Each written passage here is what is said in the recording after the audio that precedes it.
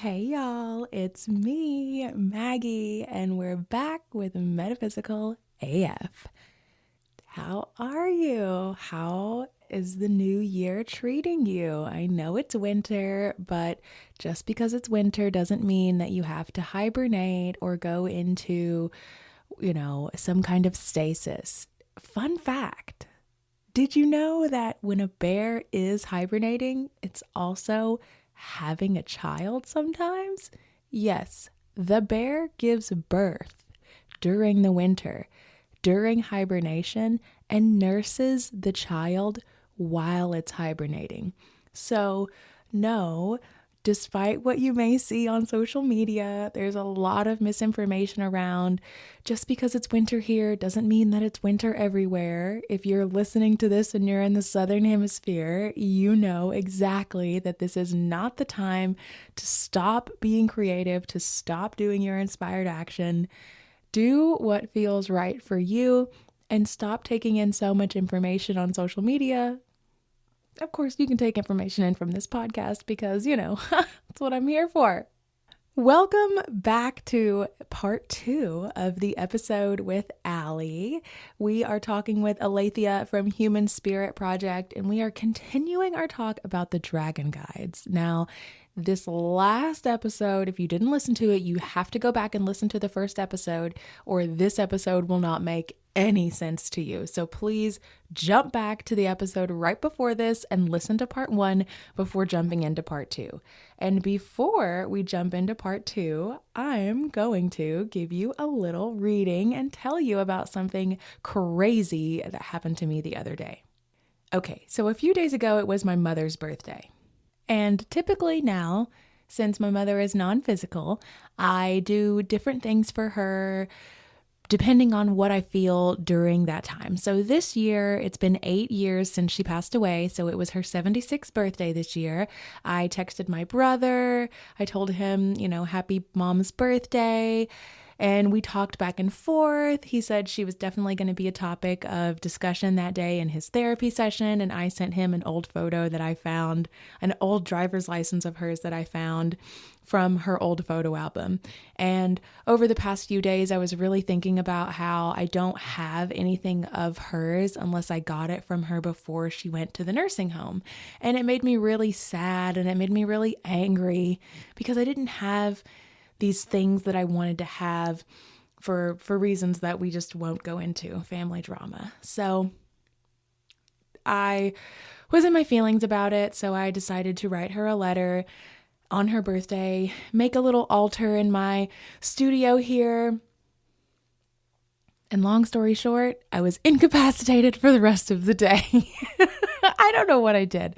I created this altar for her. I put her photos around it of her when she was younger, her when she was older, and just really created this beautiful altar that I did send to a couple of my friends. And I created a playlist for her of songs that I always attributed to her when I was little. I used to wake up and listen to CMT in the morning, and she was always playing country music videos. So I made an old playlist. You can find it all. Maybe I'll share it in the show notes, but it's just old country music like Randy Travis and Trisha Yearwood and Jody Messina, all these amazing songs from the 90s and, the early 90s that just resonated with us all so much that we love. The guy who does the creepy, cringy lyric series on TikTok, shout out to him because he's the one who inspired me to be like, oh my God, I remember all of these songs and I'm going to go back and listen to them. And so I put them in a playlist for her and I wrote her a really nice letter and I burned this incense. And as soon as the incense was done burning, I started to do as soon as the incense was done burning, that's when I started to get this like crazy migraine headache. And I never get migraine headaches like ever. It's not something that happens to me. So I start doing this reading from the Beloved Dead Oracle deck, and I'm getting messages from my mom. I specifically tell her like, hey, I'm going to use this Oracle deck to communicate with you. Do you want to come through and tell me some things? And she came through the cards and told me some things, and I set those cards up on the altar. And after I did that, it felt like I had cried for days. like, you know, when you cry for so much, like I felt like I had cried whenever we had just put our dog down back in November. And it was just this like behind the eyes pain that I just could not get rid of. And the sound made it worse and the light made it worse. It probably didn't help that I only had like 3 hours of sleep going into that day. All that to say, make sure you're being careful whenever you are communicating with the unseen, because you never know what's going to come in and just like latch onto you. Because that's what it really felt like. Is it something just like, oh gosh, I took this Ojai CBD that I love to take, Ojai Energetics, and it didn't do anything. So it was just incapacitated. Like I was just had to rest for the rest of the day. And I had a lot of dreams, and maybe that's just what my body really wanted to do, was just rest. So that's what it made me do. But let's do this quick reading, and then you can get into this episode with Allie. You're going to absolutely love it, this part 2. So let's just jump in and let's see what the message from my Metaphysical Cannabis Oracle deck is for this episode.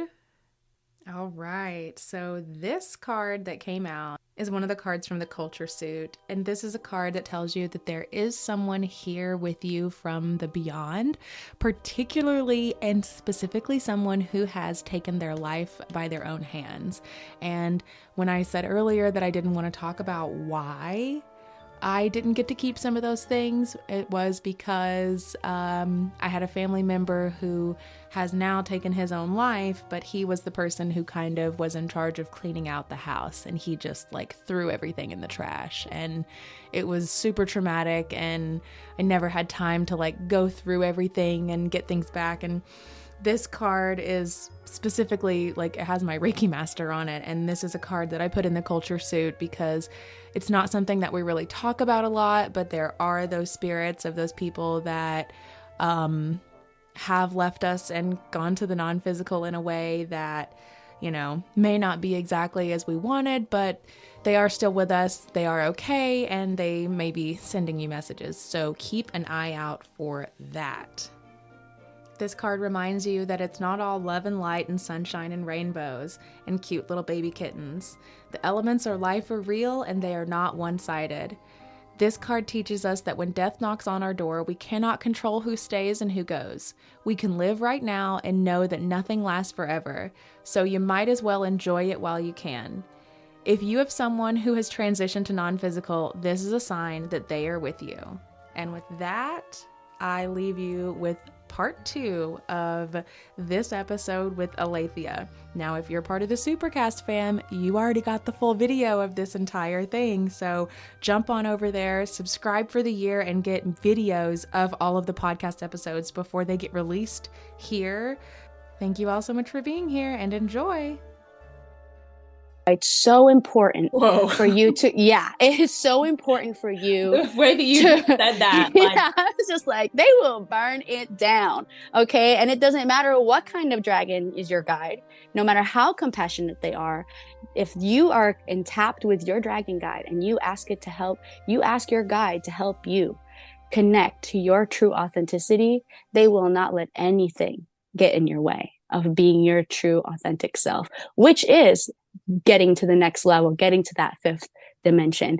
And so it's so, so beautiful to get in contact with your guide, because not only will you see how old your soul is, because that guide has been with you and your ancestors, right? Not only will you see that, also when we get off the phone, also will you tap into the name that your dragon guide chooses to go by in this life is a code.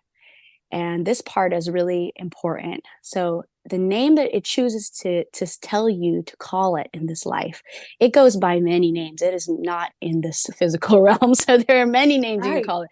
But that specific name it's going to give you is a code.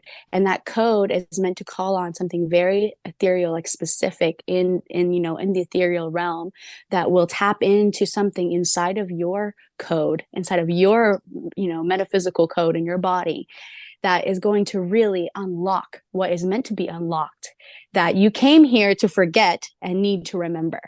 Right. So this is what the dragon guide is here to do for you. Okay. And of course, like when you tap into your angelic realm, the angelic realm and the dragon realm are like this. Yeah, And they're parallel. Yeah. a lot of times they dance within each other's reality as Yeah, well, which you is ain't really telling me cool. Archangel Michael ain't got a fucking dragon friend. Like, for real. He's giving big dragon energy. Exactly. Drake, all of them All are of them, always dancing with the dragon. And you can see this a lot in our art and, you know, throughout the ages. It's incredible for sure. Yes. And yeah, and I think it's really important. So I started this, it's really interesting because I started this journey only having read a little bit about dragon guides, and it was just like a little bit. I just remember hearing it and then doing a dragon guide activation for myself with my friends. And that's when my guide started coming to me, and he started telling me so many crazy things. And one of the biggest things that he told me was dragons have been here from the beginning of time, beginning of Earth's conception specifically, which means if you ever want to tap into the ley lines of this planet and help cleanse it, your dragon guides can do that for you so easily. God. And this part is really, really like when it really hit me. Like at first I was kind of like, am I losing my mind? All this crazy stuff. I'm having all these like crazy, like, you know, of course that's part of like the spiritual journey, right? And I remember this being such a big part of my spiritual journey because it was hitting me so hard. All these meditations, all this, like I could feel my body like shifting and changing, my personality changing during this time when I was connecting with my dragon guide. And it gets really wild because he was telling me like, you're living, and this was when I was still in the Philippines. He was like, you're living where you're supposed to live because it is a portal that is a neutral portal that has all these like gunky energies living in it, have just been living in it and infesting it for a long time. And he was like, your job right now is to call on to another dragon, to go on a journey with me, to call into another dragon and ask him a favor to cleanse this portal. And okay, so I'm like, am I at this point? I'm like, I think I might be losing my mind, but I feel like I really have to do this. You know, I feel you're like, yeah. Okay, well, let's So he tells me all the things I need to do. I need to buy this. I need to get this. I need to do all this stuff. Set up the portal, set like area, make it really like what he said. Like it has to happen. And this part is crazy. Tell your housemates to be careful because in the next few days, a lot of energy is going to be coming out and you might feel really attacked by whatever is going to come out of this portal. So at this time, I'm living with my really great friend. Yeah, I'm living with my really great friend. And I tell her, I'm like, hey, I know this sounds really crazy, but I'm about to unlock some portals and some stuff is going to happen. Do not know how to tell you like what is going to go down, but I'm letting you know now. This could be really, really crazy. And at this point, I'm like, I don't know, man. Like, you know, I'm like, I might be losing my mind. I don't know. And where were you in the Philippines? Do you mind me asking where at the Philippines? This is actually like, this is the craziest part. I'm like living in like, I mean, this is like, how do I explain it? Like maybe like old school, like how they describe Brooklyn back in the day. Like it's like really like the ghetto in the Philippines. Like it's really a rough area to be living.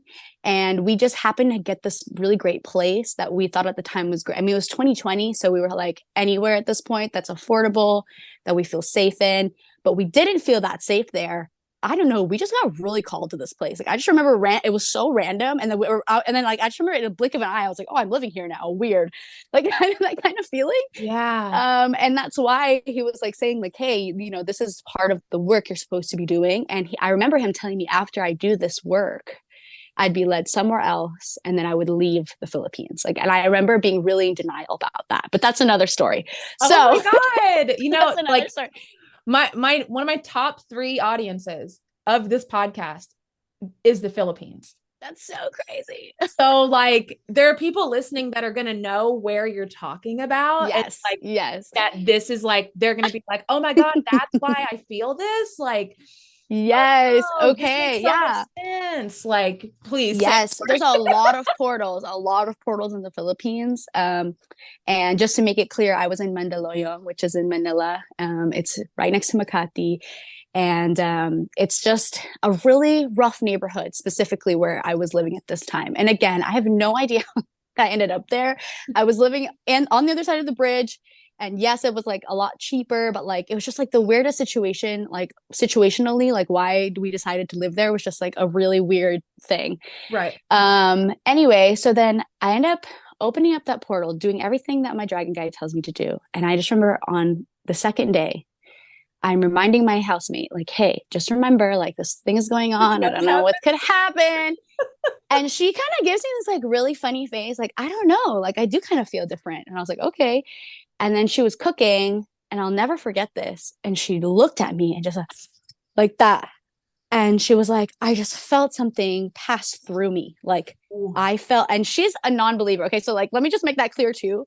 She is not like, she was at that time, not really like us, like really tapped in, like doing, she was just like kind of there. She's like, okay, cool. Skeptic. She's like, my housemate's into that stuff, she's like really cutely into that.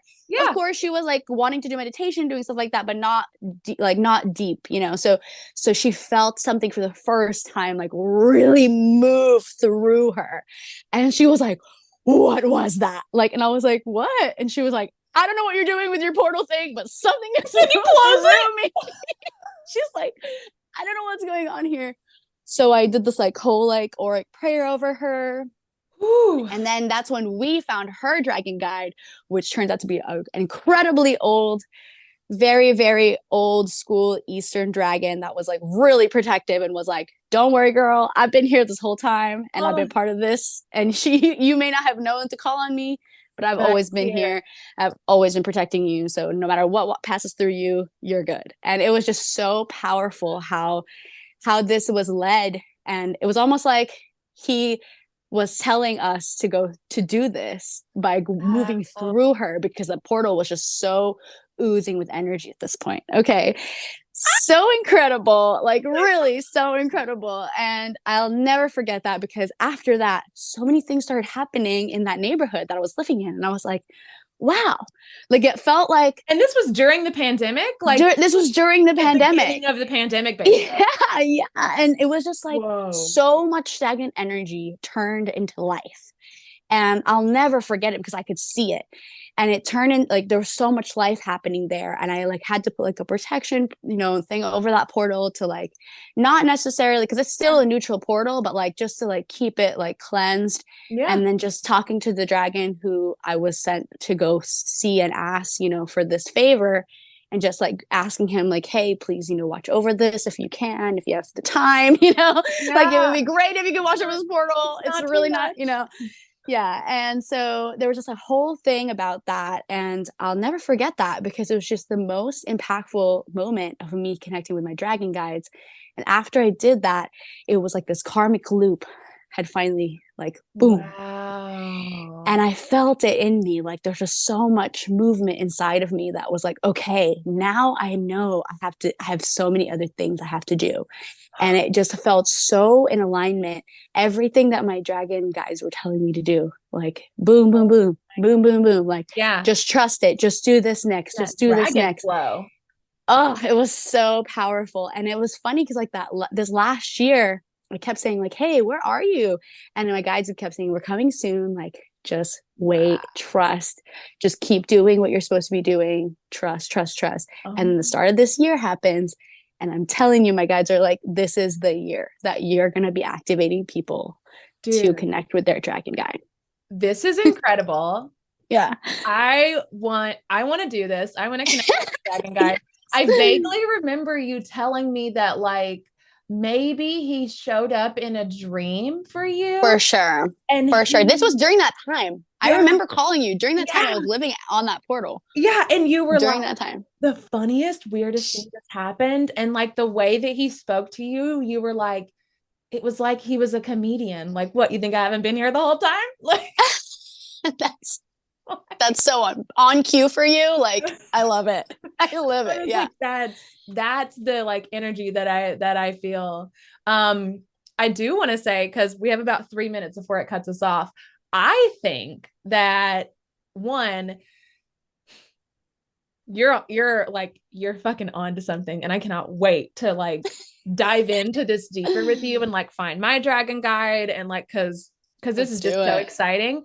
I 100% like this show that came on Apple TV. It's Godzilla, but it's a series about Godzilla called Monarch, about the government that blah blah blah whatever.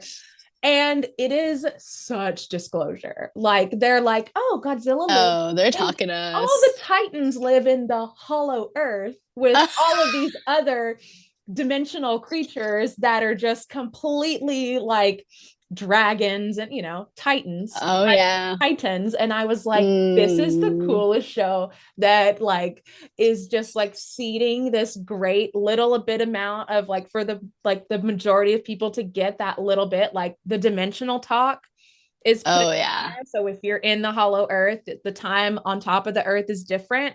So if you're down in the hollow earth for like 10 minutes, it's actually 20 years on the top of the earth. So like just all of this, like that makes me like think of this and this show and just being like, I cannot wait. I cannot wait to like. Yes. So is this going to be a course that people can do weekly? And yes, absolutely. So this one that I'm doing this weekend is Earth, Fire, Desire, Dragon Guide activation, which just means like we're going to be setting intentions, grounding, and we're going to be really like activating what it means to connect to your dragon guide.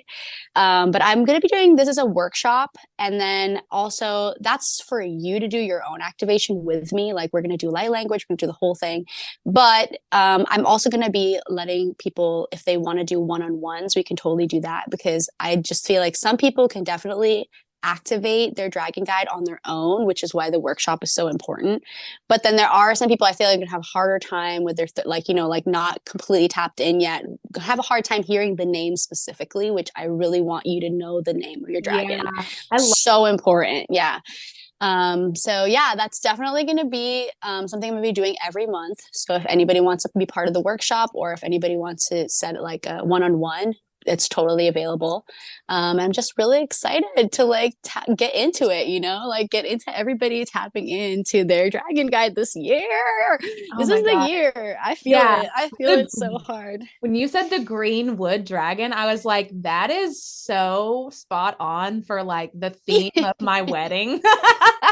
Green. Oh my God, that's so true. Wood, like just shake into my like truth before. I love what you said about like the dragon's name is like an ethereal code for you. Like, oh yeah. And wait, okay, so going back to my notes, the only thing we haven't talked about is the dreams. We just barely touched on it about dragon that showed up in your dream. Do they, like, I also remember you saying that you had a dream with me that we were flying on dragons. Oh yeah. So that's how I know that dream was supposed to help me find my dragon guide, because it was like, so have you, for someone who is interested but doesn't really know, like, because there's the symbology of the dragon has been with us for so long.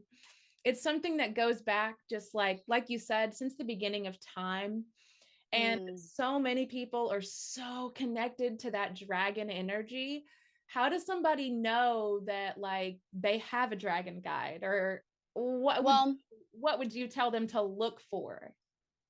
First of all, it's important to know that your dragon guide, that is basically, it's just like your archangel, you know, or your angel. It's like which one is set up for you in this life and watches over you is there from the day that you're born. Similar, your dragon comes to you knowing already so much about the code that's in your system before you even come into this physical realm. And so they watch over you and they help you through so many things as you surrender and allow yourself to come into that higher self.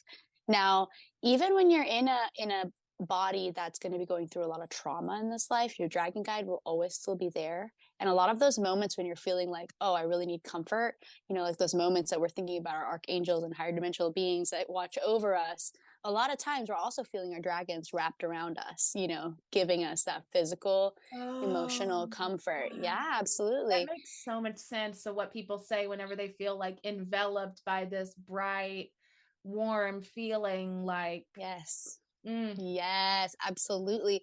But the thing that I think is really cool is that one of the things I think is really cool is that the dragons that get set up for you for this life, right? Usually they're an elemental being, and their elemental beings and dragons are obviously very connected, since the dragons were here at the conception, even just the concept of creating this earth, they were here. They know about the elementals, okay? They are here for you to help balance you. So that's another thing that's so cool about connecting with your guide. So when I first started connecting with my dragon guide, I would always see him. And that was an interesting part too, because I was very much still very in my masculine at that time. And so it was interesting for me to hear him being very masculine, and would tell me, you know, that dragons are supposed to be the opposing element and like gender to what you're supposed to be tapping into in the physical. So that was what was trippy to me, because I always thought I was calling him for a reason. Yes, absolutely, absolutely. And I thought that was like such an eye opener to me in the fact that for a long time I was working in my masculine, and it wasn't until I really connected with my dragon guide that he said, your highest dimensional like self, you're going to connect with once you tap into your femininity, and once you start working from the feminine and not the masculine space, that's when you're really going to become you. And that's what I'm saying. Like, he burned down all the things that I had been building for myself that were so much in a masculine space were not working for me, and he burned all of that down and showed me like my core as really like this feminine being who came here to be a feminine being. But you know, and we can get into that more about like our souls and like where they're from. Obviously I'm not from this planet Earth. All of this is like information from your dragon guide. So not only did it help you, and did you get this in meditation? Was this in a dream? So both. There was a point when the first time I ever met my guide, he did not come to me as a dragon, because dragon guides can feel very overwhelming when you first obviously get into that. So he wanted to come to me, and I had already did a dragon guide meditation. I had kept calling to this guide, but I wasn't seeing anything. And then one day I had this dream where Dobie the house elf came to me, and he was like dressed in this house elf, like, I mean, he really looked like Dobie, you know. And I was like, oh my God, you're so cute, like, love you. It's like this character from my childhood, right? Yes. Like, oh, you're so cute. Yeah, I was like, oh my gosh, I know you. And then he was like, oh, actually, I'm just dressed as Dobie the house elf because it's the easiest way for me to introduce myself to you and feel safe.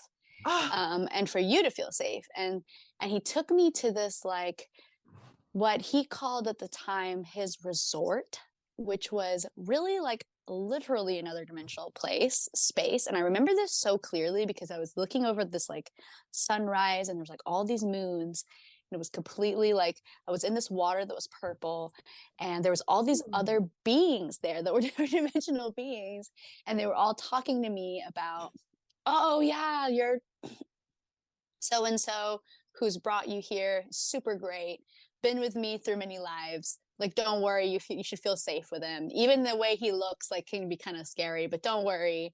Like, telling me all this stuff. I remember it so clearly. Like, it was like an actual memory in my mind because I was literally being brought somewhere else. Whoa. And yeah. Whoa.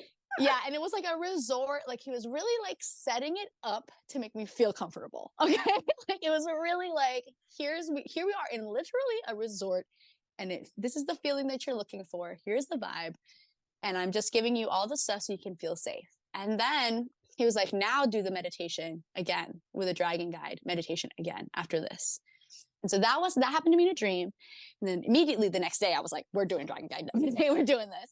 Yeah. And that's when I did this activation. And it was really funny because, and I'm going to go through this in the workshop, like how to do it. But mainly what I ended up figuring out through that specific guided activation was exactly what we have to do to connect to our guides. And he explained it to me as we were going through it.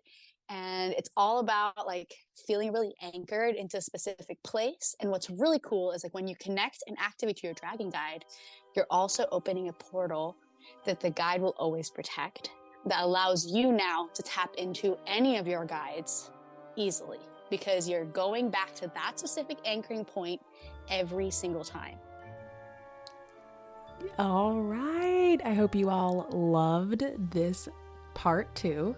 And I hope you have subscribed and you are eager to hear part 3. Thank you all so much for listening. This has been such a fun time recording with Aletheia. As you read in the show notes from the previous episode, she is one of my childhood best friends, and we have come so far, learned so much together, and we're just so excited to keep diving into this esoteric metaphysical realm with you all. So thank you so much for being here. Be sure to check out Aletheia at Venus Veritas and also at Human Spirit Project. Be sure you're following Metaphysical AF on Instagram and TikTok, Metaphysical AF Official. Please make sure you subscribe to the podcast. If you are a super fan, jump into the Supercast, which will be in the show notes. Thank you all so much for supporting the podcast these 7 years, and I cannot wait to see where we go from here. I can't stop saying thank you, but that's just what it's going to be. Thank you so much. Continue to be Metaphysical AF. Make sure you pre-order my book that comes out in May, and send love to someone today who you know just needs to hear it. Share this episode with a friend right now in a text so that they can get their dragon guide as well. And remember, you're important, your light is needed, and your uniqueness could be the thing that saves somebody's life today. So if you feel like smiling, share a smile, and if you don't feel like smiling, tell that man who told you to smile to fuck off. Have a great day. You've just listened to an episode of Metaphysical AF, the podcast with Maggie Wilson. If you're interested in advertising or sponsoring the podcast, please email metaphysicalaf@gmail.com. If you'd like to share your psychic stories or your mediumship stories or even your paranormal stories, feel free to email them over at metaphysicalaf@gmail.com and they might get shared on the next episode.